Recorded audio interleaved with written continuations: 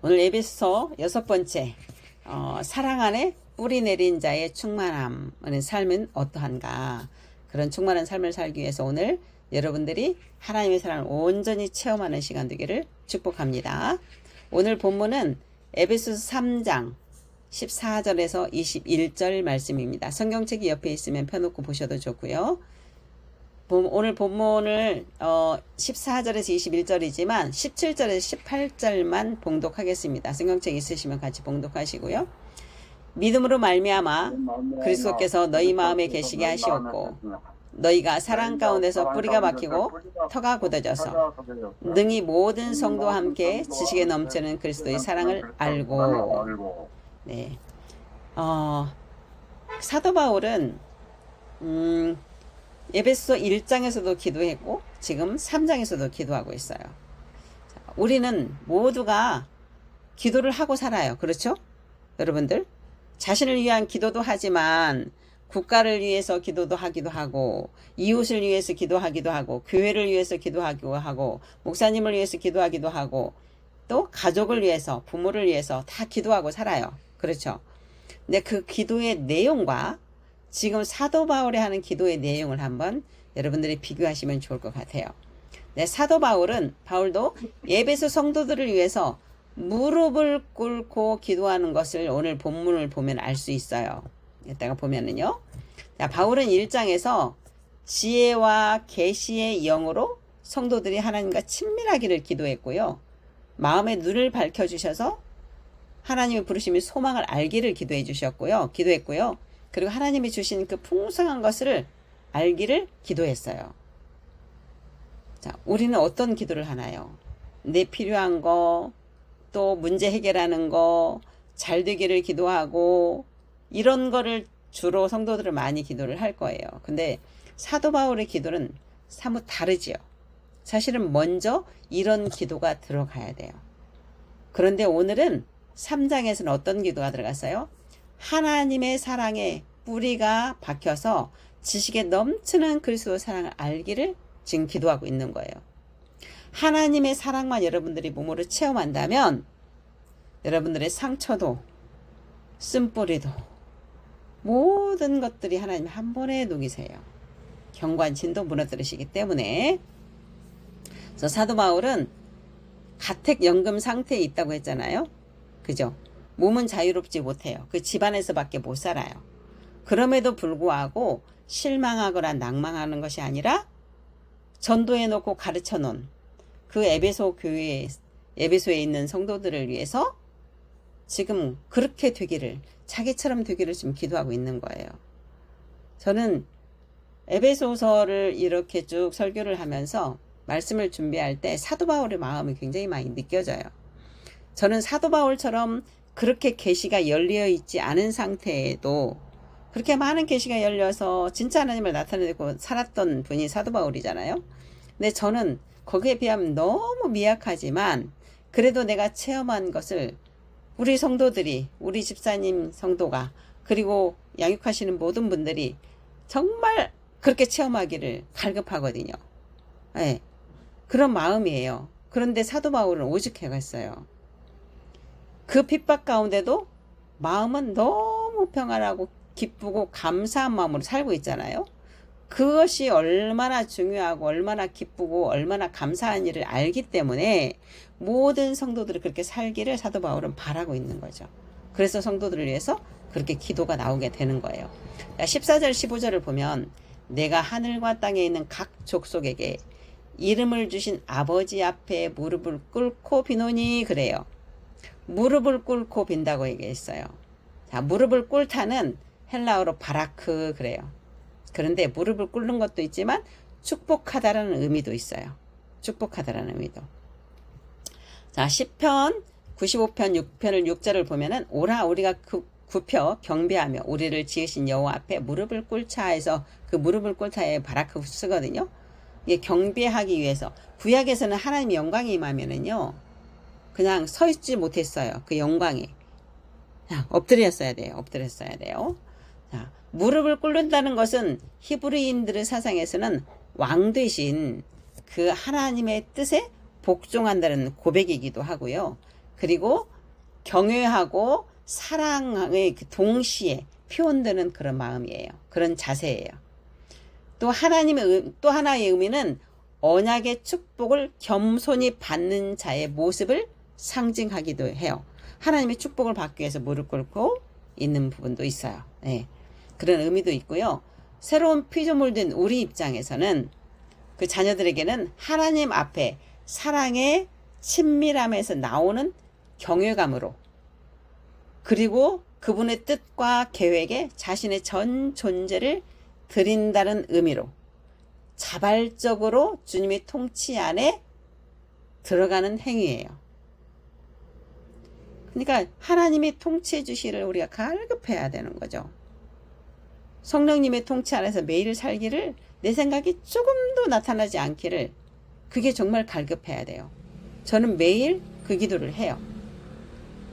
내 생각은 정말 실오라기도 나타나지 않게 오직 성령님께 붙잡혀서 성령님의 인도함을 받는 삶을 살기를 매일 기도하고 있어요. 여러분도 그렇게 살기를 기도하고 있어요. 예수님께서도 겟세마네 기도할 때 무릎을 꿇고 기도를 하셨거든요. 누가복음 22장 42절을 보면 그들을 떠나 돌 던질 만큼 가서 무릎을 꿇고 기도하며 라고 말씀하고 계세요. 예, 예수님도 그렇게 하셨어요. 그리고 바울은 하나님을 하늘과 땅에 있는 각 족속에게 이름을 주신 아버지라 불러요.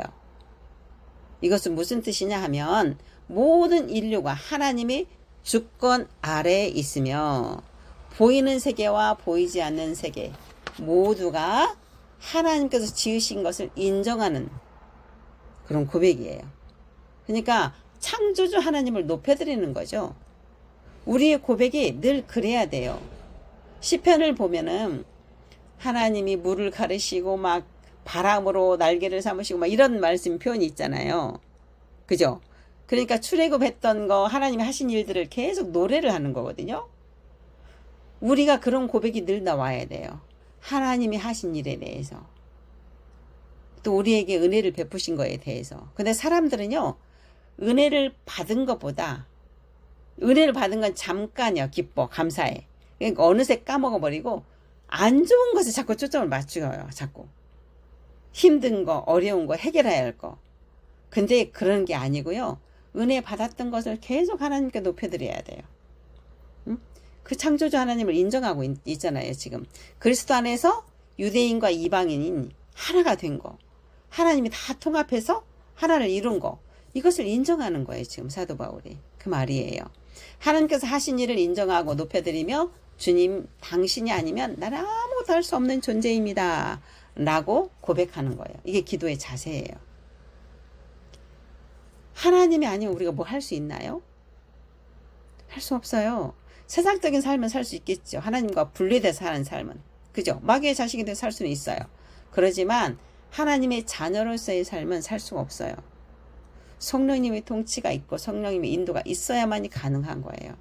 그게 철저히 고백되어져야 돼요. 성령님 아니시면 저는 아무것도 할 수 없는 존재입니다 라는 고백이 우리 안에서 나와야 되는 거예요. 이제 그리스도 안에 있는 성도들을 향해서 편지를 바울이 기도를 하는 거잖아요. 편지 자체가 수신자가 그리스도 안에 있는 성도들이거든요.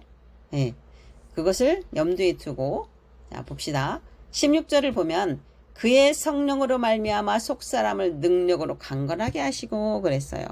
자, 속사람이 나오네요. 그럼 겉사람도 있겠죠. 그죠? 그러면 속사람이 뭐냐? 그리스도 안에 있는 사람. 혼이 그리스도 안에 있을 때. 이 영이 새로운 피조물이 된 거잖아요. 그죠? 그래서 혼이 그리스도 안에 들어가면 새 사람이 되는 거예요. 새 사람, 새로운 피조물. 그죠? 새롭게 된 자. 이게 속사람이에요. 겉사람은 혼이 몸의 종노릇을 하는 것이 겉사람이에요. 몸의 생각을 따라가고 감정을 따라가고 그게 나인 것처럼 거짓자를 따라가는 것이 겉사람이죠. 그죠? 그래서 고린도 교회에서도 사도 바울은 이렇게 얘기해요. 고린도서 4장 16절에서 겉사람은 낡아지나 속사람은 날로 새로워진도다 그래요. 우리 겉사람은 나이가 들면 주름도 생기고 늙을 수 있어요. 그죠? 젊은 모습 그대로는 갈 수 없잖아요. 그렇다 할지라도 우리의 속사람은 날로 날로 새롭게 된다라고 그러는 거예요. 왜? 성령님께서 나를 통치하시면 나를 매일매일 성장시키거든요. 매일매일 성장시켜요. 네. 우리 최현식 성도님이 아까 그 말 했잖아요. 성령님에 의해서 하는 건데요. 뭐 너무 놀라운 고백이었어요. 네? 교회 가서 청소하는 것을 성령님에 의해서 하는 건데요. 다 이렇게 말씀하실 때 정말 말지 성장했구나라는 생각이 들었어요. 네. 바로 그거예요. 성령님이 우리를 성장시키는 거거든요. 그래서 성령님이 나도 모르는 사이에 나를 인도하시고 통치하시고 끌고 가시면 그 선한 길로, 그래서 장성한 분량까지 나를 이끌어 가시는 것을 볼 수 있어요. 얼마나 감사한 일인지 모르죠. 사도 바울은 너무나 잘 알고 있기 때문에 이 성도들이 그렇게 되기를 그렇게 간절히 기도하고 있는 거예요. 지금 에베소 성도들에게만 하는 얘기가 아니고 지금 여러분들에게도 똑같은 그런 기도가 되는 거예요. 여러분들이 받으시면 되는 거죠. 자, 새로운 피조물로 거듭난 하나님의 자녀는 우리가 현재적 하나님 나라에 살고 있잖아요. 그렇죠? 우리 안에 하나님의 통치가 이루어지면 우리가 하나님 나라에서 살고 있는 거예요. 하나님 나라는 하나님의 통치가 이루어지는 곳이기 때문에 그런 거예요. 그리스도 안에 있는 것은 하나님의 통치 안에 있는 거나 똑같은 거죠. 예, 당연히 그리스도 안에 있으면 성령님께서 인도하시는 대로 살기 때문에 하나님의 능력이 나를 통해서 나타나는 것이 맞는 거죠. 그죠? 하나님의 성품이 나타나야 되는 거에 맞는 거죠. 바울은 에베소에 있는 성도들이 하나님을 나타내는 자로 성장하기를 간절히 기도하고 있는 거예요. 그렇게 되기를. 저도 여러분들을 위해서 그 기도를 하고 있어요. 네. 17절에 믿음으로 말미암아 그리스도 안에서 너희 마음에 계시게 하시었고, 이 말씀을 들으면은 아니 이미 예수님을 영접할 때 예수님이 우리 안에 와 계시는데 믿음으로 또 마음에 계시게 한단 말이야? 좀 이해가 잘 안 가잖아요. 그죠? 현대의 성경에는 이렇게 번역이 되어 있어요. 그리스도를 믿는 여러분의 마음속에 그리스도께서 더욱더 친밀한 분으로 계시기를 기도합니다. 네, 친밀하게 여러분들이 성령님과 친밀한 교제를 하기를 기도합니다. 라고 얘기하는 거예요. 네. 그리스도께서 우리 안에 계시다는 말은요. 그 계시다라는 뜻은 거주하다. 영구히 거처하다. 집을 짓고 살다. 이런 의미가 있어요. 예수님이 들어왔다 나갔다 하는 게 아니에요. 영원히 내 안에서 우리 몸을 집으로 삼고 계시는 거예요. 믿어지시나요? 내 안에 예수님이 계시는 거 믿어지시나요? 아멘. 네. 그게 믿어지셔야 돼요. 그리고 또 수신자가 그리스도 안에 있는 성도들이잖아요. 그러다 보니까 성도들이 자신 안에 내주하시는 주님을 인정하고 자기를 부인하고 자기 십자가를 질 때 그분이 통치하신다. 그 통치 안에서 하나님 나라를 누리고 살아라. 이런 뜻도 담겨 있다고 봐요. 네. 그래서 요한복음 14장 23절에는 우리가 그에게 가서 거처를 그와 함께 하리라 그래요. 예수님이 우리와 함께 거처를 함께 하겠다고 분명히 말씀하고 계세요. 그리고 내가 너희를 영원히 떠나지 않겠다 약속하셨잖아요. 그죠? 네. 그래서 내주하시는 하나님, 내 안에 내주하시는 하나님이세요. 보혜사 성령님으로 내주하세요. 그래서 로마서 8장 9절에서 10절에는 이런 말씀이 있어요. 만일 너희 속에 하나님의 영이 거하시면 너희가 육신에 있지 아니하고 영에 있나니 누구든지 그리스도의 영이 없으면 그리스도의 사람이 아니라 또 그리스도께서 너희 안에 계시면 몸은 죄로 말미암아 죽은 것이나 영은 의로 말미암아 살리라. 우리 안에 거처하신다고 그러잖아요. 우리가 예수님과 함께 있으면 의로 말미암아 산다라고 말씀하고 있죠. 그 다음에 통치하시는 하나님, 통치하신 하나님, 우리 안에서 우리를 통치하고 계십니다. 갈라디아서 2장 20절처럼 내가 사는 것이 아니라 내 안에 예수 그리스도께서 사는 것이기 때문에, 그죠? 하나님이 통치하시는 거예요. 그리고 연합하여 하나가 되게 하시는 하나님, 한 영으로 주와 합하는 자는 한 영이니라 그랬죠. 그죠? 한 영으로 하나가 되어서 지금 살고 있어요. 우리와 연합하여서. 로마서 6장 5절에도 만일 우리가 그 죽으심과 같은 모양으로 연합한 자가 되었으면, 십자가에서 우리도 함께 죽었잖아요. 연합한 자가 되었으면 또한 그의 부활과 같은 모양으로 함께 연합한 자가 되리라 그랬어요. 연합했다고 됐어요. 예수님께서 잠깐 머무시는 손님이 결코 아닙니다.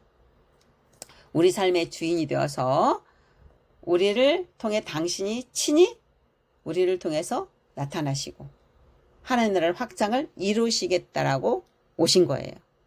네. 그 확장을 이루는데 우리를 하시겠다고 우리를 축복의 통로로 쓰시겠다라고 말씀하고 있는 거예요. 여러분들 삶의 주인 예수님 맞습니까? 네. 그런 고백이 나오셔야 되고 무엇을 하든 예수님이 먼저가 돼야 됩니다. 무엇을 하든. 네. 그리스도 안에 있다는 것을 그냥 받아들여야 돼요. 내가 하는 걸 보니까 나는 그리스도 안에 있지 않는 것 같은데 내 생각으로 오늘 또 했는데 이렇게 말을 하면 안 돼요. 말씀이 그러하면 그런 것이니까 나는 그리스도 안에 있습니다. 나는 예수님의 생명으로 살아가고 있습니다. 나는 의입니다. 나는 새로운 피조물입니다. 나는 신성한 건강을 누립니다. 이런 말들이 우리 고백에서 계속 나올 때 그 말씀을 성령님께서 이루신다고 했죠. 내 귀에 들린 대로 하나님이 하시겠다고 하셨으니까 내가 말한 대로 살아가기 때문에 그런 고백을 계속 하셔야 됩니다. 여러분들이 수시로 하셔야 됩니다.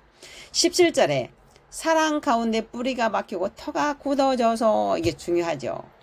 자, 뿌리는 뭐예요? 식물이나 나무가 뿌리를 깊숙이 박아서 땅속 깊은 곳에 있는 생수를 영양분과 물을 받아들여서 무성하게 자라야 그죠? 열매를 맺게 되는 거잖아요. 그리고 터는 뭐예요? 집 지을 때 터를 잘 닦아야 되잖아요. 이 두 가지는 뭐예요? 지속성이 있는 것이고 견고함이 있는 거예요. 그렇죠? 그리스도의 사랑 안에 뿌리를 딱 내리고 기초를 둔 사람은 지속하게 믿음이 흔들리지 않아요. 견고한 믿음이 있어요. 열매를 많이 맺을 수 있어요. 이런 뜻이에요. 하나님의 자녀들은 그리스도의 사랑 안에서 자라고 그 사랑을 먹고 성장하게 되어 있어요. 그래야 흔들리지 않는 자기 정체성으로 그리스도 안에서 성령의 인도함을 받고 살아갈 수가 있습니다. 그 사랑은 태산을 녹일 수도 있어요. 어떠한 견고한 진도 무너뜨린다고 분명히 말씀하고 있습니다. 강력한 힘을 지니고 있어요. 무기 같은 힘이 아니에요. 사랑의 힘이에요. 어떤 사랑의 힘이냐? 우리 예전에 어렸을 때 배웠던 동화책인가요? 교과서인가 잘 기억이 안 나는데요. 나그네의 옷을 벗기는 내기를 햇님과 바람이 하잖아요. 근데 바람이 쌩쌩 불어도 옷깃을 딱 여미르고 안 벗겨지는 거죠. 자기가 힘이 세다고 했는데 바람이. 근데 햇님은 그냥 해를 쨍쨍 쬐더니 더우니까 알아서 벗어요.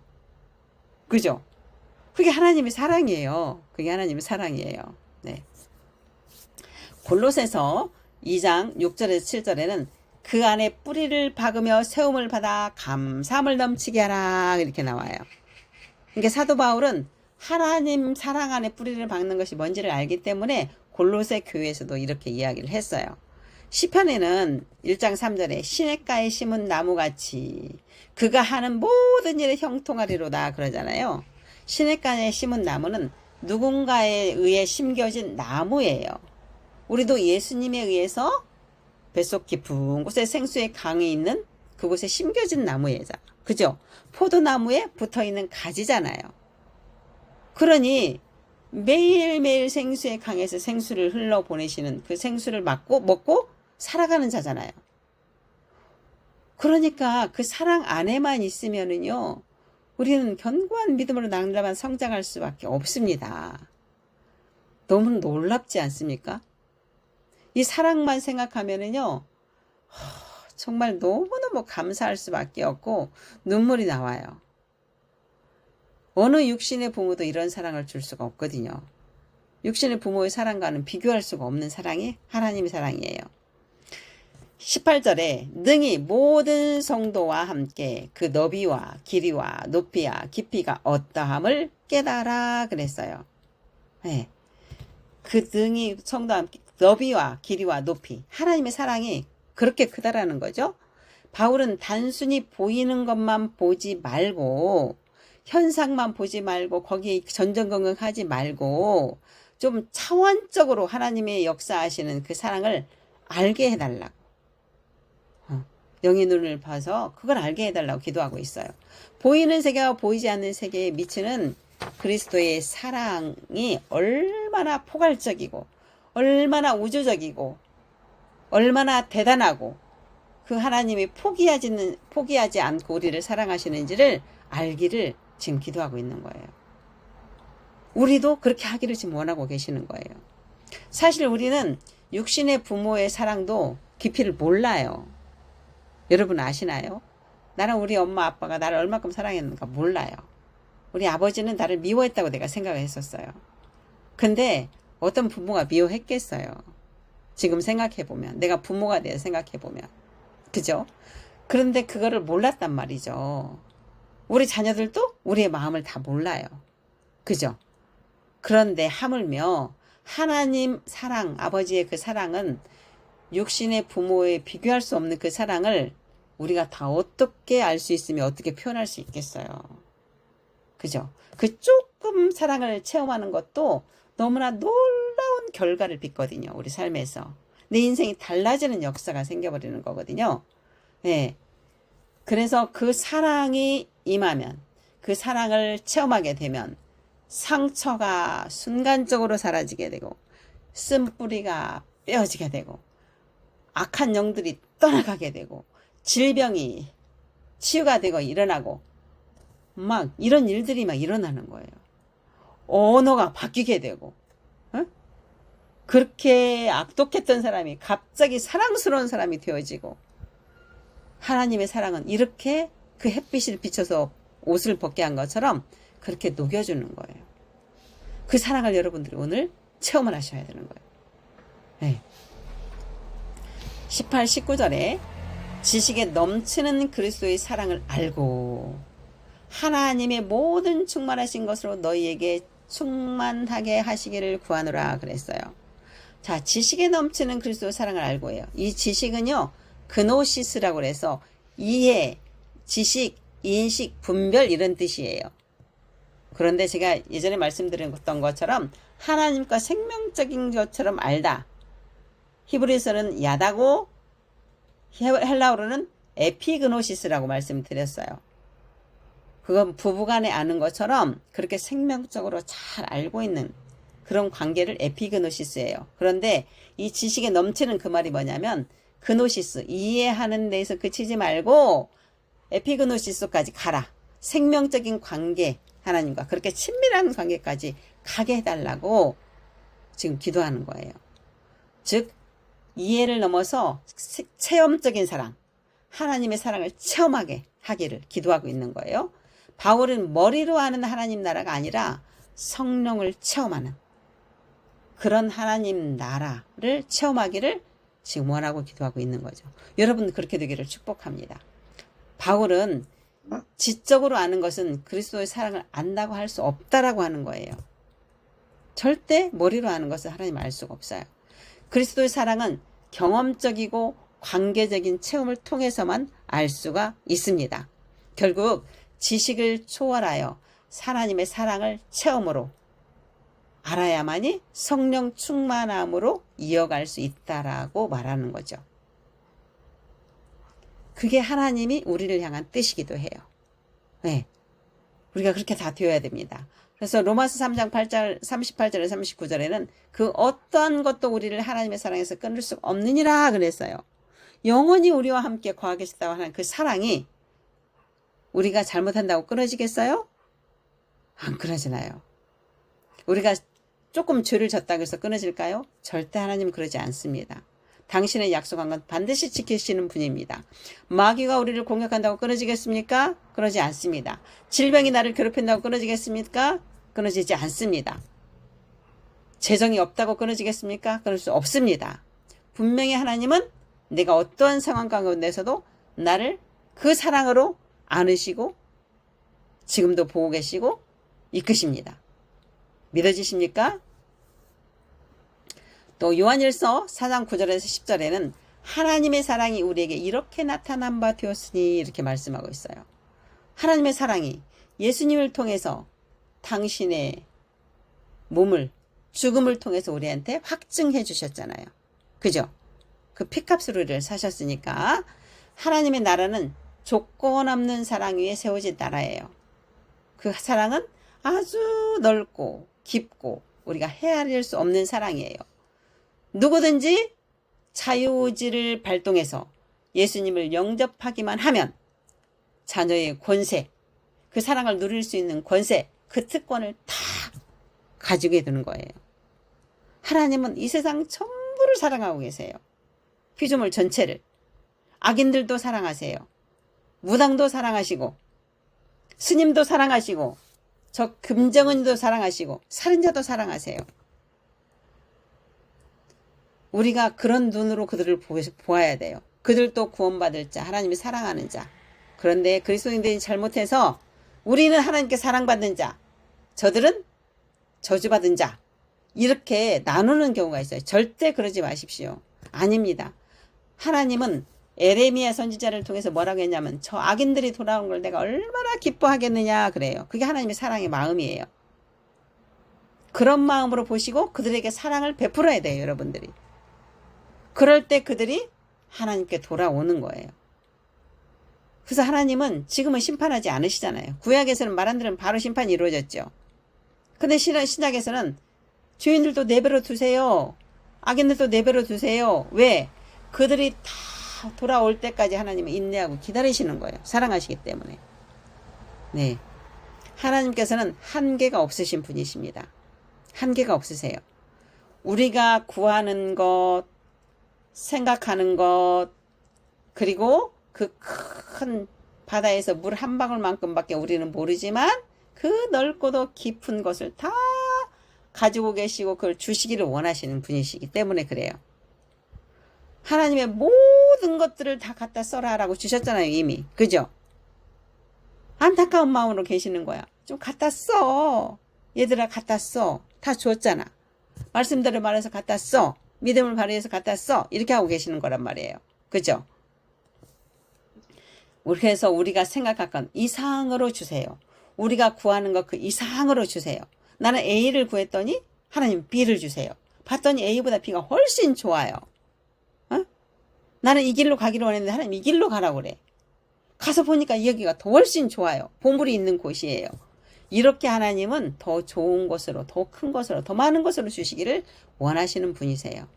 그래서 이사야서 55장 8, 9절에서는 여호와의 말씀에 내 생각은 너희의 생각과 다르며 내 길은 너희의 길과 달라서 하늘이 땅보다 높음같이 내 길은 너희의 길보다 높으며 내 생각은 너희의 생각보다 높으니라 라고 말씀하고 있어요.